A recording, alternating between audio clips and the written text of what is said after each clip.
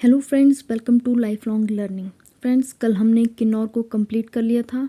I hope आपने video देखी होगी। तो आज हम बात करेंगे लाहौल स्पीति के बारे में।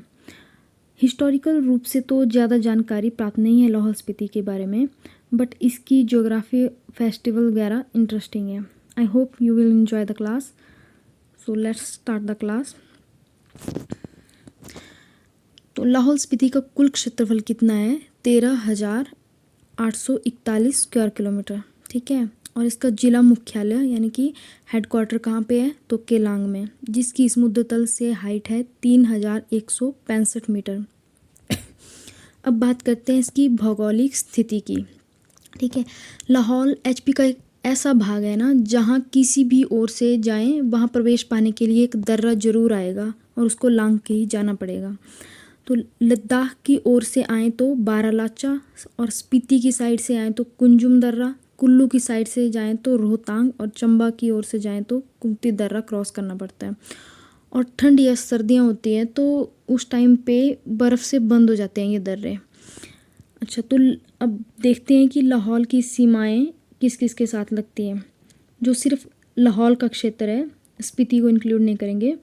जो लाहौल का क्षेत्र है उसकी उत्तर में लद्दाख के साथ, पूर्व में स्पीति, और दक्षिण में कुल्लू, और पश्चिम में चंबा है। ठीक है। और अगर पूरा लाहौल और स्पीति देखें तो साउथ ईस्ट में इसके किन्नौर पड़ता है। ठीक है। और इंटरनेशनल बॉर्डर ये चीन के साथ बनाता है, और नॉर्थ की साइड को जम्मू कश्मीर के साथ में। ठीक है। अब बात करते हैं लाहौल के नामकरण की। तो मैक्सिमम विद्वानों का मत है कि जो लाहुल शब्द है वो लाहयूल से बना है। ठीक है। और जिसका अर्थ है देवभूमि। लद्दाख के लोग इसे लाहोयूल पुकारते थे, जिसका अर्थ था दक्षिण प्रदेश, क्योंकि लद्दाख जो है वो लाहौल के उत्तर में पड़ता है। मतलब लद्दाख के दक्षिण में लाहौल क्षेत्र पड़ता है, इसलिए ये बोलते थे लाहोयूल, जिसका अर्थ है दक्षिण प्रदेश। ठीक है। और तिब्बत के लोग लाहौल को गारजा बोलते थे, और जिसका अर्थ होता है अज्ञात देश। नेक्स्ट बात करते हैं घाटियों की। लाहौल स्पीति में कौन कौन सी घाटियाँ हैं? वैसे तो और भी घाटियाँ हैं, पर हम 3 प्रमुख घाटियों के बारे में बात करेंगे: चंद्रा घाटी, भागा घाटी और चंद्रा भागा घाटी। ठीक है। तो पहले बात करते हैं चंद्रा घाटी की। इसका स्थानीय मतलब लोकल नाम है रंगोली, और यहाँ पर भेड़ों की उत्तम चरागाहें हैं। यहाँ पर 2 इम्पॉर्टेंट स्थान हैं, गोंधला और सिसु। ठीक है। जो सिसु है वहाँ पर घेपन देवता का मंदिर है, और जो गोंधला है उसमें अभी भी एक किला है जिसे लोकल लोग चार कहते हैं। ठीक है। और जो किला है चार, उसको कुल्लू के राजा मान सिंह ने बनवाया था। ठीक है। और जो गोंधला और तांडी के बीच का स्थान है, वहाँ पर गुरु घंटाल गोम्पा है, जो कि बहुत इम्पॉर्टेंट है और जो लाहौल के लोगों का श्रद्धा का केंद्र है। जैसे हमारे लिए मंदिर हैं, उनके लिए गुरु घंटाल गोम्पा है। ठीक है। गोम्पा यानी कि एक मठ टाइप समझ सकते हैं आप। इसके बाद बात करेंगे भागा घाटी की। तो भागा घाटी को लोकल में गाहर बोलते हैं, जैसे चंद्रा घाटी को लोकल में रंगोली बोलते हैं, रंगोली घाटी। भागा को गाहर घाटी बोलते हैं। ठीक है। और यहाँ का पहला गांव है दारचा, और दारचा में भागी नदी में 2 सहायक नदियाँ आकर मिलती हैं। वे कौन कौन सी हैं? वर्सी और मोच डोगपी। ठीक है। यहाँ पर गेमूर का गोम्पा है, मतलब भागा घाटी में गेमूर का गोम्पा है। ठीक है। और जो डिस्ट्रिक्ट हेडक्वार्टर केलांग है वो भी इसी घाटी में है। डिस्ट्रिक्ट हेडक्वार्टर केलांग भागा घाटी में है। ठीक है। और केलांग के सामने कारदंग गोम्पा है।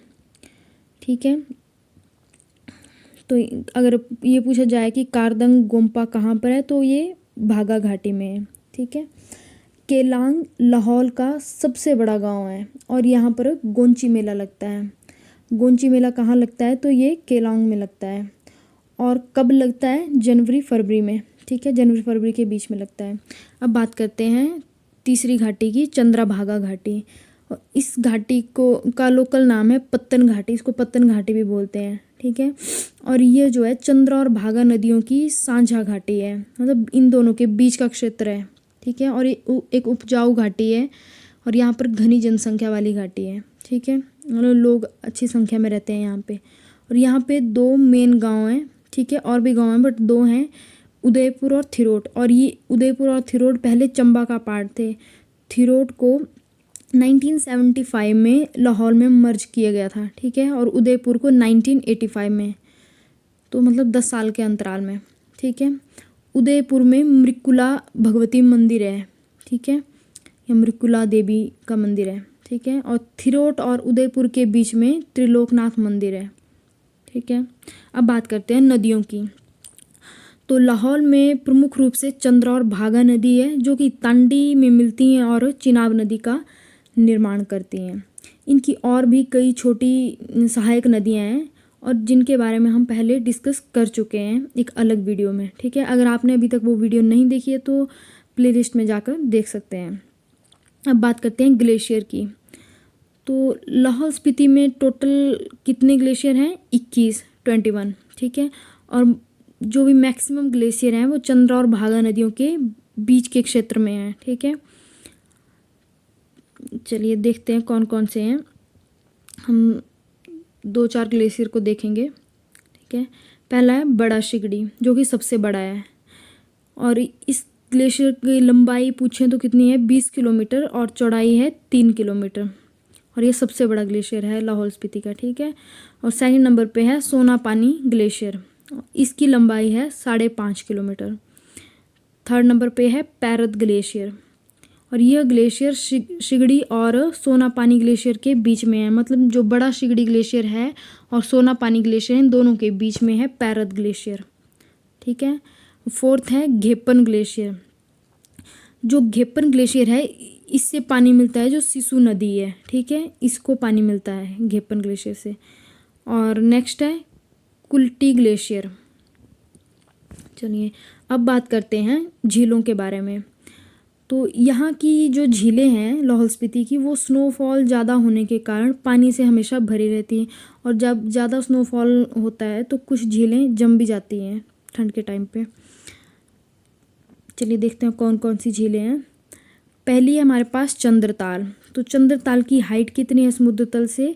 4270 मीटर, ठीक है। अब है सूरजताल और सूरजताल की ऊंचाई है 4800 मीटर, ठीक है। नेक्स्ट है दीपक ताल और लास्ट है नीलकंठ। जो नीलकंठ है यह झील नैनगाहर घाटी में है, ठीक है, नैनगाहर घाटी में। और ये बहुत गहरे पानी की झील है। ये इसकी गहराई इतनी ज़्यादा है कि इस गहराई के कारण इसका रंग नीला दिखाई देता है और इसी वजह से इसका नाम भी नीलकंठ पड़ा है, ठीक है। अब देख लेते हैं ऐतिहासिक स्वरूप। तो बात करते हैं प्रारंभिक शासक कौन था, ठीक है। परंपराओं और इतिहास से यह ज्ञात होता है कि इस क्षेत्र का प्रारंभिक शासक मनु था, ठीक है, जिसने 3100 ईसा पूर्व से लेके 2500 ईसा पूर्व तक शासन किया।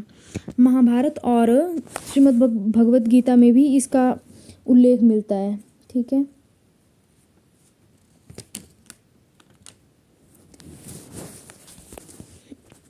बात करते हैं लाहौल स्पीति का पुराने नाम की, ठीक है। तो पुराना नाम कौन कौन सा था? लाहुल और गारजा, ठीक है। यहाँ के लोगों को जो तिब्बती लोग थे वो मोन्ने बुलाते थे, ठीक है। वो किन्नौर के लोगों को भी मोन्ने बुलाते हैं, ठीक है। तो और मोन्ने बुलाते हैं, मोन्ने बोलते हैं किरात जाति का एक नाम है मोन्ने, ठीक है। अब बात करते हैं बोलियों की कि लाहौल स्पीति में कौन कौन सी बोलियाँ बोली जाती हैं। तो लाहौल में बुनान, तिनान और मनचत बोलियाँ बोली जाती हैं जो कि किरात भाषा की हैं, मतलब किरात भाषा से ये बोलियाँ बनी हैं, ठीक है। तो ये चीज़ हमें ये दिखाती है कि किसी टाइम पे किरात जाति के लोग यहाँ पे रहे होंगे और जिनकी यह शाखा है मुंडा लोग, ठीक है। तो अगर मुंडा लोगों को छोड़ दिया जाए, ठीक है, तो बाकी के जो लोग बचते हैं उनकी जो फेस की शेप है या आकृति है वो चीनी, तिब्बती और मंगोल लोगों से ज़्यादा मिलती है, ठीक है। अब बात करते हैं राजा मानसिंह के द्वारा कब आक्रमण किया गया लाहौल पे, ठीक है। तो 1700 ईस्वी के आसपास कुल्लू के राजा मान सिंह ने लाहौल पर आक्रमण किया और लिंगटी तक अपनी सीमा बनाई। जो लिंगटी घाटी है वहाँ तक अपनी सीमा बनाई उसने, ठीक है। नेक्स्ट है लाहौल के सैनिकों द्वारा मंडी के खिलाफ युद्ध। तो 1800 ईस्वी में कुल्लू के राजा प्रीतम सिंह के साथ लाहौल के सैनिक जाते हैं और मंडी के खिलाफ बजौरा में युद्ध करते हैं। जो बजौरा है वो कुल्लू और मंडी के बीच में पड़ता है, मतलब वैसे तो भाग वो कुल्लू का है और मंडी और कुल्लू के बीच में बोल सकते हैं, ठीक है। तो वहाँ पे युद्ध होता है। अब बात करते हैं मूरक्राफ्ट द्वारा लेह की यात्रा। तो मूरक्राफ्ट लेह जाते समय 1820 ईस्वी में लाहौल से गुजरा था। मतलब जब वो लेह गया तो 1820 में गया था, तब वो लाहौल से गुजरा था और उसने देखा कि वहाँ के मैक्सिमम गांव जो थे वो लद्दाख को कर देते थे, ठीक है। अब सिख कब लाहौल पे अधिकार करते हैं? तो 1840 में सिख कुल्लू के साथ साथ लाहौल पर भी अधिकार कर लेते हैं। पर 1846 में अंग्रेज कुल्लू और लाहौल दोनों पर अधिकार कर लेते हैं, ठीक है। अब बात करते हैं कुषाण काल के सिक्के एवं लेख कहाँ पर मिले, ठीक है। तो एक ऐसा तथ्य है कि कुषाण काल में उत्तरी भारत के साथ साथ मध्य Asia, central Asia, Pakistan, Afghanistan और ईस्टर्न ईरान, ये सारे एक ही इकाई के रूप में थे, ठीक है। मतलब एक ही भाग थे, एक ही बोल सकते हैं, एक ही साम्राज्य था, ये एक ही राज्य के भाग थे, ठीक है। और इस काल से जो संबंधित सिक्के और लेख हैं वो हमें मिले हैं कांगड़ा में, ठीक है। और कांगड़ा में कहाँ मिले हैं? कनिहारा में, ठीक है। और इसके साथ साथ जास्कर पर्वत श्रेणी में भी कनिष्क सम्राट के कनिष्क से रिलेटेड एक स्तूप मिला था, ठीक है। और एक और स्तूप मिला है पेशावर में। पेशावर कहाँ है? अब पाकिस्तान में, ठीक है। अब बात करते हैं विवाह प्रथा की। और अगर देखा जाए तो हम बोल सकते हैं कि जो प्रारंभ में लाहौल को भारत के मूल निवासी मुंडा लोगों ने ईसा से 2-2.5 हजार वर्ष पहले बसाया था, ठीक है। और जो प्रारंभ में लाहौल छोटे छोटे खंडों में बंटा हुआ था, जैसे हमारे लोअर हिमाचल में जैसे ठकुराइयाँ होती हैं, वैसे छोटे छोटे खंडों में विभाजित था। और उसके जो शासक थे, जैसे यहाँ पे बाकी हिमाचल में ठाकुर वगैरह होते हैं, राणा होते थे, वैसे वहाँ के जो छोटे छोटे सामंत थे, शासक थे, उनको जो कहते थे, ठीक है। अब बात करते हैं विवाह प्रथा की। तो यहाँ पर विवाह की कई प्रथाएं थी या हैं, बट मैक्सिमम शादियाँ अब हिंदू रीति रिवाजों से होती है, ठीक है। और दहेज प्रथा बिल्कुल प्रतिबंधित है यहाँ पे, ठीक है। कोई दहेज नहीं लेता ना देता, ठीक है। हाँ, पहले एक प्रथा थी यहाँ पे कुर्जा। और जो कुर्जा प्रथा थी, इसमें क्या था कि लड़की को उठाकर ले जाते थे, ठीक है। पर अब जैसे जैसे एजुकेशन बढ़ रही है और टाइम बदल रहा है, तो ये प्रथा भी लगभग समाप्त हो गई है अब, ठीक है। अब मृत्यु प्रथा की बात करते हैं। तो जो मृत्यु प्रथा है उसका ऐसा कोई पर्टिकुलर नाम तो नहीं है, बट जो मृत्यु संस्कार होता है उसको लामा करते हैं, ठीक है। और जो लामा होते हैं वो बौद्ध धर्म की महायान शाखा से होते हैं। बौद्ध धर्म की 2 शाखाएं हैं ना, महायान और हीनयान, ठीक है। तो जो महायान शाखा के लामा हैं वो करते हैं मृत्यु संस्कार, ठीक है। और शव का जो दाह संस्कार करते हैं, उसके बाद अस्थियों को वो कहाँ पे बहाते हैं, उनका विसर्जन कहाँ पे करते हैं? चंद्रभागा का जहाँ पे संगम होता है तांडी में, ठीक है, वहाँ पे विसर्जित करते हैं। जैसे हम करते हैं हरिद्वार में, वैसे ये चंद्रभागा के संगम स्थल तांडी में करते हैं, ठीक है। और इसके बाद ये क्या करते हैं कि जो गुरु घंटाल गोम्पा है वहाँ के लिए दान भेजते हैं, कुछ अन्न भेजेंगे और कुछ और बहुत सारी वस्तुएं भेज देंगे दान के रूप में, ठीक है। अब बात करते हैं उत्सव और मेलों की। लाहौल में कौन कौन से उत्सव और मेले मनाए जाते हैं, ठीक है। मैक्सिमम उत्सवों में तो आपको बलि की प्रथा देखने को मिलेगी, ठीक है। हम सबको तो डिस्कस नहीं करेंगे ज़्यादा, बट जो भी इम्पोर्टेंट लगेगा, ठीक है। तो पहला है बलि प्रधान उत्सव। तो नाम से लग रहा है कि यहाँ पे इसमें बलि दी जाती होगी, ठीक है। सेकंड है शेखचुम देइला पोरी। पोरी शब्द जो है ये बना है संस्कृत के वर्ड पर्व से, ठीक है। और थर्ड है मली। तो जो मली है ये पतन घाटी में मनाया जाता है, ठीक है। और यहाँ पे एक हिडिंबा देवी का मंदिर है, एक हिडिंबा देवी का मंदिर कुल्लू में भी है, ठीक है, तो ये अलग है। और यहाँ पर मल्ली नाम का त्यौहार मनाते हैं। और यहाँ पे पहले याक की बलि दी जाती थी, बट अब भेड़ बकरियों की दी जाती है, ठीक है। इसके बाद है लाहमोई और नेक्स्ट है छेशु, जो कि एक प्रसिद्ध त्यौहार है और एग्ज़ाम में कई बार आ भी चुका है, ठीक है। जो छेशु है ये केलांग के आसपास हर साल मनाया जाता है जून जुलाई में, ठीक है। इसके बाद है गुतोर और एक बच गया पहले छुम गुई थोर, ठीक है। इसको छम नृत्य उत्सव भी बोलते हैं, ठीक है। और इसका ऐसा डरावना नृत्य होता है जिसकी वजह से डेविल डांस भी बोलते हैं। और इसको मनाते कब हैं? नवंबर में। उसके बाद है कुंभ फागली या लोसर। वैसे लोसर नाम तो आप सबने सुना ही होगा, पर इसका दूसरा नाम है कुंभ फागली, ठीक है। और इसको कब मनाया जाता है? तो तिब्बती पंचांग के प्रथम मास के प्रथम दिन मनाया जाता है। जो तिब्बती पंचांग है उसके फर्स्ट मंथ के फर्स्ट डे मनाया जाता है। और इसको ये न्यू ईयर के रूप में मनाते हैं, ठीक है। जितना भी बौद्ध क्षेत्र है, बौद्ध धर्म को मानने वाले हैं, वे सारे इसको न्यू ईयर की तरह मनाते हैं, ठीक है। इसके बाद है गोची। अब गोची त्यौहार क्यों मनाया जाता है? तो ये क्या इसको मनाते हैं फरवरी में, ठीक है। तो फरवरी से पहले एक गांव में जितने भी बच्चे हुए होंगे, बच्चे यानी कि लड़का हुआ होगा, ठीक है, तो उस खुशी में मनाया जाता है इसको। अब ये क्या करते हैं कि पूरे गांव में से कोई एक जिसके घर में लड़का हुआ है, ठीक है, वो अपने घर पे बाकी सबको बुलाता है, ठीक है, और उनको मतलब दावत देता है। और दावत में क्या छांग पिलाता है, ठीक है। नेक्स्ट है लपसोल। और लपसोल क्यों मनाया जाता है? तो इसको मनाते हैं ये फसलों के बोने पर, ठीक है। जब फसलें बोते हैं ये लगभग मई के बीच में जैसे मनाया जाता है, ठीक है। तो जब फसलें बो देते हैं ये उसके बाद मनाते हैं इसको भी ये लामा के साथ सेलिब्रेट करते हैं। अब बात करते हैं लाहौल स्पीति में धर्म कौन कौन से हैं, ठीक है। तो मेन रूप से तो आप सबको पता ही है कि वहाँ पे बौद्ध धर्म के अनुयायी ज़्यादा हैं, ठीक है। बट कुछ हिंदू धर्म के अनुयायी भी हैं, ठीक है। और वे जो हिंदू धर्म के हैं वो खुद को ब्राह्मण बताते हैं कि वो ब्राह्मण है, ठीक है।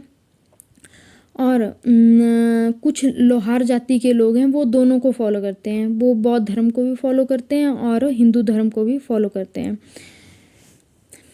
अब बात करते हैं भोजन पदार्थ की, ठीक है। तो भोजन में क्या क्या है? लौंग, ठीक है। तो लौंग क्या होता है कि एक मोटी सी रोटी बनाई जाती है कट्ठू के आटे से, ठीक है। और उसके बाद है युद्ध, इसको सप्या भी बोलते हैं युद्ध को, ठीक है। और ये सत्तू होते हैं जिनको जौ से बनाया जाता है, ठीक है। उसके बाद है कनी। कनी कैसे बनाते हैं? ये चावल लेंगे और उनको हरी पत्ती वाली सब्जियां होंगी ना उनके साथ में उबाल के बनाते हैं, ठीक है। उसके बाद है मोमो। अब मोमो तो हम यहाँ भी खाते हैं नॉर्मली, बट ये इनके मोमो बनते हैं नॉन वेज वाले। ऐसे मांस लेंगे उसको ऐसे कूटते हैं बारीक और उसको बनाते हैं फिर। अब एक दो फैक्ट्स और हैं कि केलांग में प्रथम स्कूल कब खुला था? तो ये खुला था 1861 में, ठीक है। और ये ईसाइयों ने खोला था, ठीक है। और यहाँ के लोगों ने इसका बहुत विरोध किया था और बाद में एडमिशन वगैरह भी ईसाइयों के बच्चों की ही होती है वहाँ पे, ठीक है। और इसके बाद ये 1862 में 7 और स्कूल खोलते हैं, बट लोग इसका भी विरोध करते हैं और वो बंद भी हो जाते हैं, चल नहीं पाते हैं, ठीक है। तो फ्रेंड्स ये थी आज की वीडियो। हाँ, इसके साथ हमने लाहौल स्पीति को कंप्लीट कर लिया है। कल हम इसके क्वेश्चंस करेंगे। आई होप आपको वीडियो पसंद आई होगी। अगर वीडियो पसंद आए तो लाइक करें और अपने सभी फ्रेंड्स के साथ शेयर करें जो भी एग्ज़ाम की तैयारी कर रहे हैं। Thanks for watching.